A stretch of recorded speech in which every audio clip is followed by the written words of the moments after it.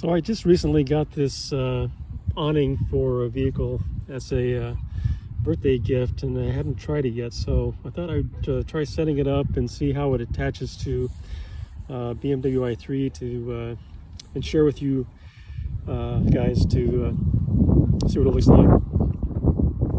Well, the first thing I noticed is pretty big once you take it out of the bag, so hopefully the wind out here is not going to cause a problem. We'll see. I'll go ahead and put the poles in, and I'll take a look after that.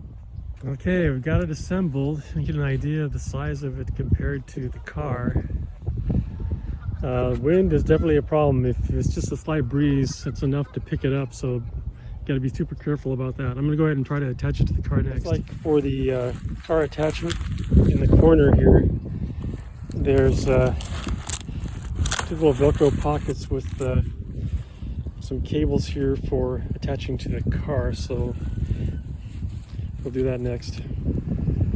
Okay, so first attempt of getting it attached to the car and having it assembled. You can kind of see the size overall to the car itself.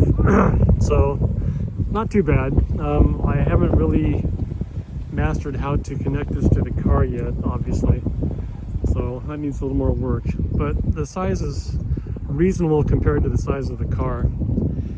And if we look inside real quickly, looks pretty good. I've got the rear hatch open right now, so it creates a good sunshade and probably a rain protection if you're, let's say, working in the back of the car or cooking or something like that, so not too bad. A couple things to note though, if you're assembling it, it's a little bit breezy right now, and you definitely want to stake down, let me go out here, you definitely want to stake down the outside here before attempting to do anything else, because once the wind picks it up, it becomes a huge sail and can become a little bit unwieldy to deal with. I had one attempt here where I had it together before I attached it to the ground, and the wind very quickly grabbed it, and it became difficult to hold it down to the ground without it blowing across the parking lot.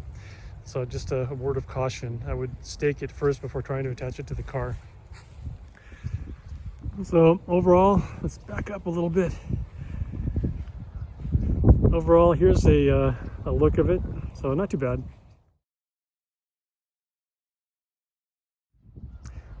So one observation here is that even though it does protect somewhat from the wind and the sun and probably from the rain as well, assuming I sealed it well enough against the car,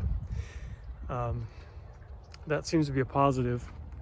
One negative is the large open sides that you definitely can feel the breeze blowing through the tent. So I don't know if I'd recommend it on a windy day, because it doesn't offer you a lot of wind protection. It's feeling pretty cold, and you can see here a pretty good breeze. It's definitely pushing at it pretty hard as well, so it may not be terribly stable in even a small breezy condition.